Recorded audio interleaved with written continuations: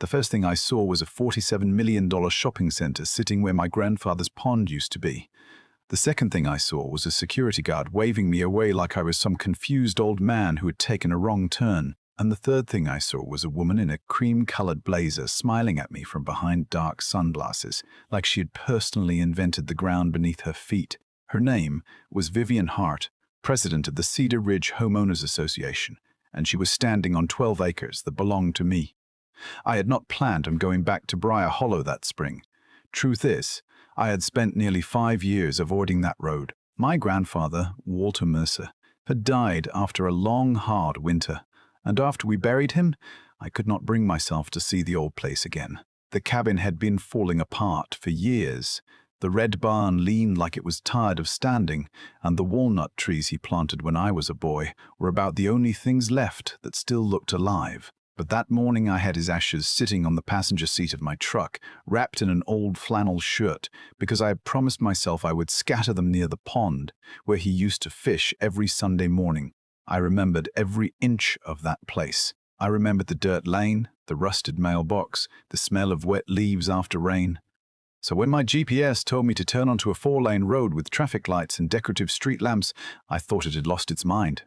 Then I saw the sign, Maple Landing Marketplace, a Cedar Ridge community development.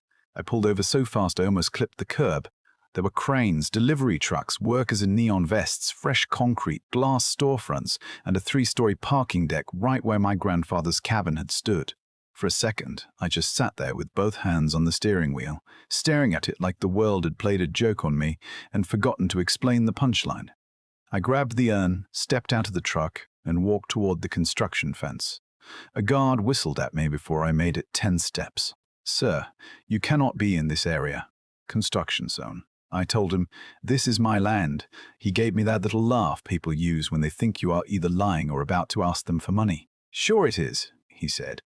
"Everybody says that when they wander onto private property." Then Vivian Hart came walking over, heels clicking against the pavement, looking like she had just stepped out of a real estate commercial.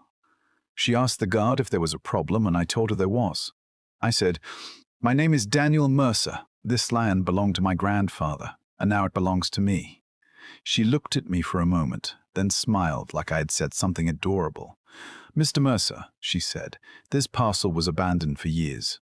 The association acquired development rights through the proper channels. I told her I had paid the property taxes every year since my grandfather passed." Her smile tightened, just for half a second, but then she adjusted her sunglasses and said, "Well, the county sees things differently." That sentence stayed with me. The county sees things differently. The county sees things differently. Like paperwork had somehow become more real than my grandfather's hands in the dirt, more real than the trees they bulldozed, more real than every tax receipt I kept in a metal box under my bed. Vivian pointed toward the shopping center and told me I should be proud. She said they had brought jobs, stores, and progress to a piece of land that had been doing nothing for decades. I looked at the parking deck where my grandfather's porch used to be and said, "You paved over his pond." She shrugged. "Sentiment does not hold up in court, Mr. Mercer." Then she took a picture of my license plate and told the guard to make sure I did not come back.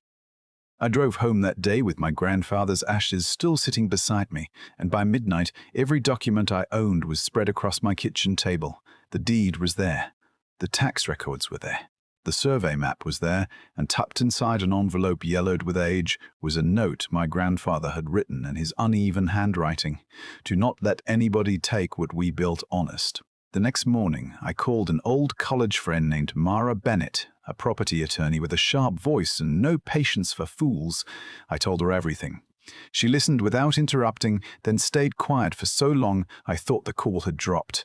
Finally, she said, "Daniel, they did not just build on your land, they built their own grave."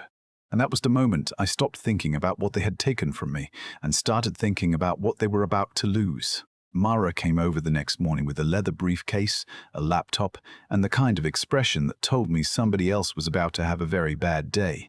She stood in my kitchen for nearly an hour, going through the deed, the tax receipts, the old survey maps, and every county notice I had saved because my grandfather believed throwing away paperwork was how decent people got cheated. Every few minutes she would tap something into her laptop, frown, then smile a little. Finally she looked up and said, They are not protected by adverse possession, not even close. They would need years of open occupation, a legal claim, and proof they paid the taxes. They have none of that. You paid every bill. You kept every record. Daniel, that land is yours. I asked her what we were supposed to do next, expecting her to say we would march into court that afternoon and shut the whole thing down. Instead, Mara leaned back in her chair and said, "We let them finish." I thought I had heard her wrong. Let them finish what? Destroying the rest of it? She shook her head. No, let them spend every dollar they have. Right now they will call this a misunderstanding, blame a clerk, say they relied on a map. But once the stores are built, once tenants sign leases, once investors have money buried in that ground, the value changes. You will not just own 12 acres anymore. You will own a problem worth $47 million. I stared at her, then at the papers spread across my table, and for the first time since I saw that parking garage, I felt something other than anger. I felt control. Mara told me the hard part would be staying quiet. No arguments with Vivian. No posts online. No threats. No public speeches. No calling reporters. She said people like Vivian Hart were comfortable fighting loud people because loud people made mistakes. What they could not stand was somebody who kept records and waited. So that is what I did. I bought a small dash camera and a second phone with a clean memory card. Twice a week I drove out to Maple Landing and parked on the public road where nobody could accuse me of trespassing. I recorded the trucks rolling in, the cranes lifting steel, the concrete mixers lining up before dawn. I photographed every sign, every contractor logo, every glossy banner announcing future tenants, a grocery store, a sporting goods chain, a steakhouse, a pet supply shop, a dozen little boutiques that all believed they were moving into the next big thing. Meanwhile, Mara dug into the permit history, and a few weeks later, she found something that made both of us sit very still. The parcel number on the construction filings was almost mine, but not quite. Mine ended in 9B. Their permit ended in 9E. There was only one problem with that. 9E did not exist. It was a made-up parcel, the kind of little bureaucratic trick nobody notices when everyone is rushing and nobody wants to ask too many questions. Meyer found out that Vivian's husband, Grant Hart, had a company called Westline Development Group. On paper, the HOA was leading a community project. In reality, Westline was financing the whole thing, collecting the benefits, and using the association as a friendly face whenever anyone asked questions. Vivian was not just a HOA president with expensive shoes and a talent for talking down to people. She and her husband had turned the neighborhood into a cover story for their own investment deal. I wish I could tell you that made me feel better. It did not. It made me sick. Because suddenly I understood why she had looked so calm when I confronted her. She did not think I was a landowner. She thought I was an inconvenience. Some middle-aged guy with a truck, an urn, and no idea how the game worked. But the funny thing about people who underestimate you is that they tend to keep talking. One evening, Mara called and said she had received an anonymous email. Attached was a transcript from a Cedar Ridge board meeting. Vivian's voice was right there in black and white. She had said, "It is abandoned land. Even if the owner shows up, he will not have the money to fight us. We can offer him something small and make him go away." I read that line 3 times. Then I printed it, folded it carefully, and put it in the same metal box where I kept my grandfather's papers. By late summer, Maple Landing was almost finished. The glass storefronts reflected the sky. The fountains were running. And the whole place glowed at night like a little city built out of vanity. Vivian was everywhere, smiling for cameras, shaking hands with county officials, posing beside signs that said, "Building a brighter future for Briar Hollow." One afternoon, she spotted me sitting in my truck with the camera rolling. Her black SUV swung into the gravel shoulder so fast I thought she might hit my bumper. She climbed out, walked over, and knocked on my window. I rolled it down just enough to hear her. "Still here, Mr. Mercer?" she said. "Looking for a job? We are hiring janitors." I looked at her, then at the mall behind her and said, "No, Mom, I am just checking on my investment." Her smile dropped. "Not all the way, but enough. You really think that old deed makes you important?" she asked. I said, "No, but it might make you unemployed." For a second I thought she was going to slap me. Instead, she leaned close and whispered, "You are going to regret this. Then she walked away with that same stiff little smile, like she was trying to hold her face together. A month later, Cedar Ridge hosted a private investor gala inside the unfinished plaza. Mara told me not to go anywhere near it. Naturally, I went. I wore jeans, a navy shirt, and a ball cap, then slipped through the crowd like I belonged there. The place was packed with people holding champagne glasses and congratulating each other for being smart enough to invest early. Vivian stood on a small stage under soft lights, talking about vision, resilience, and the courage to transform forgotten land into opportunity. Grant stood beside her, smiling like a man who had never been told no in his life. He said their family had risked everything to make the project happen. I almost laughed out loud. They had risked everything except their own land. I recorded the whole speech, every claim of ownership, every promise to investors, every polished little lie. The next morning I sent the video to Mara. She called me within 5 minutes and said, "This is exactly what we needed. They are not confused, Daniel. They are claiming your property in public. That is intent." 2 weeks before the grand opening, Mara filed the lawsuit. It hit the local news before lunch. By sunset, the mall had lawyers crawling all over it. Investors called emergency meetings. Tenants started asking if their leases were valid. And Vivian went on television, looked straight into the camera, and called me a bitter opportunist trying to steal a community project. I watched that interview alone in my living room, my grandfather's note sitting beside me on the table. Then Mara called and said the judge had granted a temporary injunction. Maple Landing could not open. They could not sell, lease, advertise, or move another box into that place until the court decided who really owned the ground beneath it. I drove out there that night and parked on the ridge above the plaza. The lights were still on, but nobody was inside. $47 million of glass, steel, and ego sitting silent in the dark. I should have felt victorious, but all I felt was tired. Then my phone buzzed. It was a message from an unknown number. It said, "Drop the case or your family will pay for it." And that was when I realized Vivian Hart was not done fighting dirty. I did not sleep much after that message. I sat at my kitchen table until sunrise, staring at the phone like it might explain who had decided my family was a fair price for a shopping center. Mara told me to save everything, screenshot it, forward it to her, then call the sheriff. She said, "Do not answer them, Daniel. People like Vivian want a reaction because a reaction gives them something to use." I wanted to tell her I was past reactions. I wanted to drive straight to Vivian Hart's house and ask her if she had typed that message herself, or if she had handed the job to one of the people who still called her a visionary. But instead, I did what Mara said. I documented it.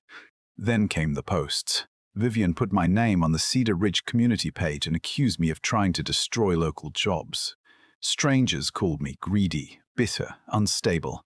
Somebody spray-painted T-Theft across my garage door in red paint. My daughter Claire called me crying because people at her office had seen the posts, and my son Luke asked me if he should bring his family over to stay with me for a few days. That was the lowest point, not because I doubted the case, but because I saw what their lies were doing to the people I loved. I had always believed that if you did the right thing, people would eventually see it. Turns out, people do not always see the truth right away. Sometimes they see whoever has the louder microphone. But Vivian made one mistake. She got desperate. A former project manager from Westline Development Group contacted Mara after seeing the news. His name was Calvin Ross, and he had worked under Grant for 3 years. He said he had copies of internal emails, payment records, and meeting notes. He said Grant had told the team not to worry about the actual owner because, in his words, once the concrete is down, the paperwork becomes somebody else's problem. Calvin was scared, but he was also tired of carrying it. When the court hearing finally arrived, the courthouse was packed. Reporters stood outside with cameras, tenants from the mall sat in the back rows, and even some Cedar Ridge residents came in looking nervous, like they had started to realize their HOA president might not have been saving the neighborhood after all. Vivian entered wearing a dark blue suit and pearls, but she did not look polished anymore. She looked stretched thin, like somebody had pulled every ounce of confidence out of her and left only the costume behind. Grant sat beside her, jaw clenched so hard I could see the muscle in his cheek moving. Their lawyer opened by calling it a clerical misunderstanding. Mara stood up after him and said, "Your Honor, a clerical misunderstanding does not create a fake parcel number, accept money through a shell company, threaten the legal owner, and then celebrate the theft at an investor gala." Then she handed the judge the emails. The room went quiet when the judge read the one Grant had sent to Vivian months before construction began.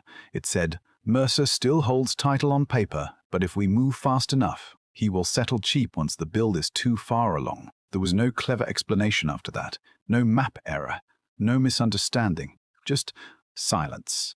Vivian tried to say she trusted her husband and relied on the lawyers. The judge looked at her and said, "Mrs. Hart, you were not misled by this scheme. You helped sell it." By the end of the hearing, the injunction became permanent. Maple Landing was placed under court control, and the entire case was referred for criminal investigation. Grant was later charged with fraud and conspiracy. Vivian accepted a plea deal, lost her position, and was barred from serving on any HOA board in the state. But the part that mattered most to me happened months later. The court confirmed that the land and the development belonged to me, but I could not bring myself to throw out the shop owners who had trusted the wrong people. They were not villains. They were families who had signed leases, hired workers, and put their savings into a dream that somebody else poisoned. So Mara helped me create the Walter Mercer Community Trust, named after my grandfather. We gave the tenants fair terms, reopened the property, and renamed it Mercer Square. On opening day, I stood near the new fountain with Claire and Luke beside me, watching kids run past a young walnut tree we planted near the entrance. Vivian was there too, across the street, standing alone for a moment before she walked away. I did not feel happy watching her leave. I just felt finished. My grandfather's note still hangs in my kitchen. "Do not let anybody take what we built honest." I used to think that meant fighting until somebody lost. Now I think it means something else. Maybe real justice is not just taking back what was stolen. Maybe it is making sure the people who got hurt along the way have somewhere to stand when the dust settles. So tell me this, was I right to wait and let them build before I took them to court? Or should I have stopped the project the moment I found out? Drop your opinion in the comments, because I have learned that in a fight like this, everybody has a different idea of where justice ends and revenge begins.